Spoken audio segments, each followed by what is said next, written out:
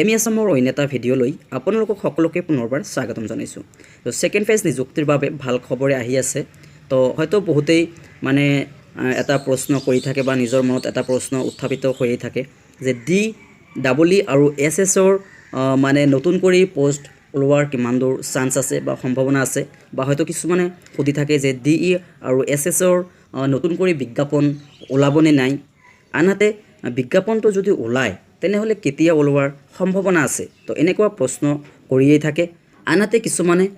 প্ৰশ্ন কৰে যে 2022 বৰ্ষত নতুন কৰি টেট পৰীক্ষা অনুষ্ঠিত হ'বনে নাই। তো ফ্ৰেণ্ডসকল, এইখিনি কথাৰ উত্তৰ মই ভিডিঅ'টোৰ যোগেদি দিবলৈ চেষ্টা কৰিম। আপোনালোকে ভিডিঅ'টো স্কিপ নকৰাকৈ শেষলৈকে চাই থাকিব। তো এতিয়া কথা হ'ল ফ্ৰেণ্ডসকল, DE আৰু SSৰ পদ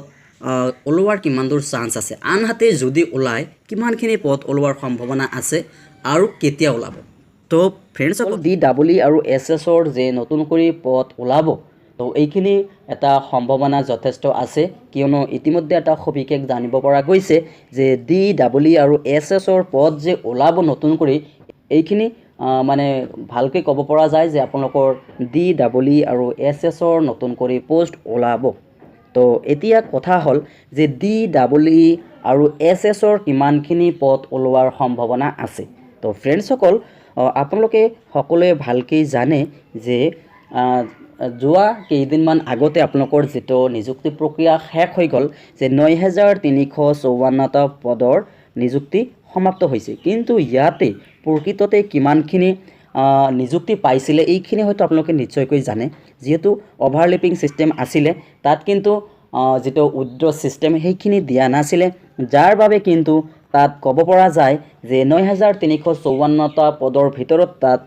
অলমষ্ট 6000 মানুহে তাত এপইণ্টমেণ্ট পাবলৈ সক্ষম হৈছে, বা 6000জনতকৈ অলপ হয়তো বেছি হ'ব পাৰে। কিন্তু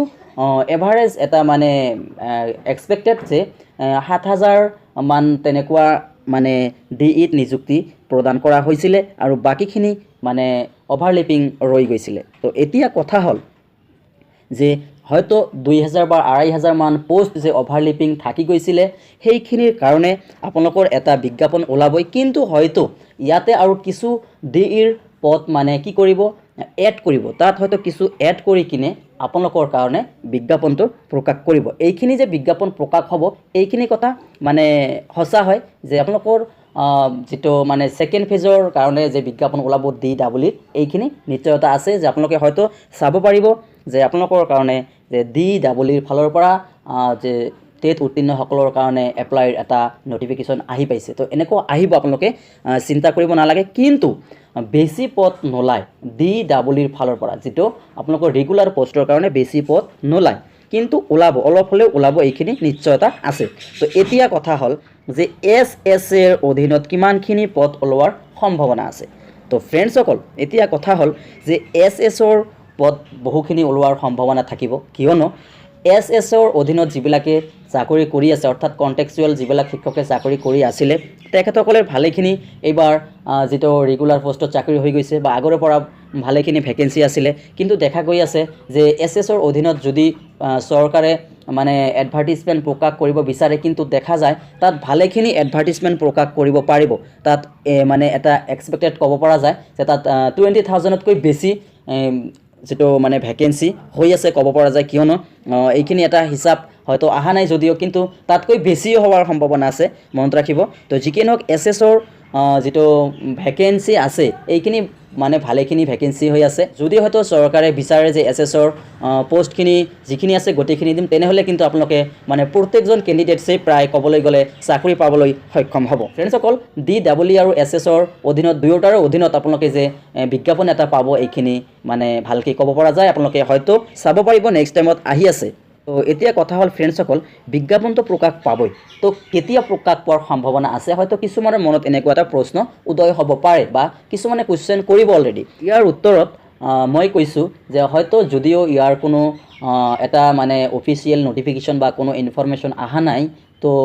এটা এক্সপেক্টেড ক'ব পৰা যায় যে আপোনালোকৰ যিটো ছেপ্টেম্বৰ অক্টোবৰ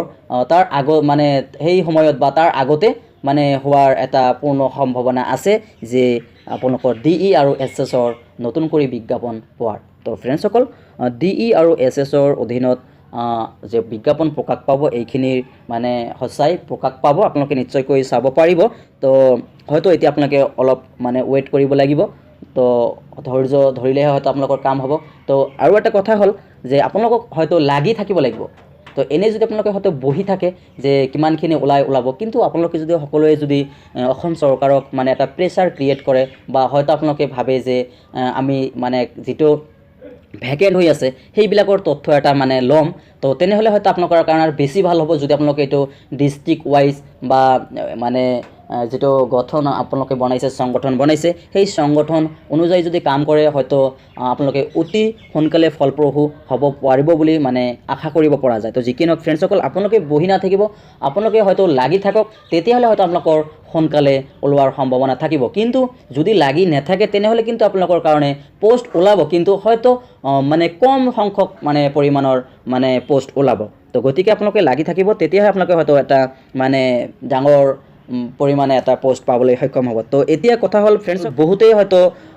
কয় যে 2022 বৰ্ষত মানে টেট অনুষ্ঠিত হ'বনে নাই কিন্তু ইয়াৰ উত্তৰখিনি কিন্তু একেবাৰে সহজ আপোনালোকে নিশ্চয়কৈ জানে যে আমাৰ শিক্ষামন্ত্ৰী ৰণোজ পেগু ছাৰ ডাঙৰীয়া ইতিমধ্যে আপোনালোকক মানে বাৰ মানে জনাইছে বা কৈ আছে যে NCTEৰ গাইডলাইন অনুসৰি প্ৰতি বছৰে টেট পৰীক্ষা অনুষ্ঠিত হ'ব তো হয়তো আৰু মানে তেখেতে মন্তব্য প্ৰকাশ কৰিছে যে নৱপ্ৰজন্ম সকল যে নতুনকৈ DLED বা BEd বা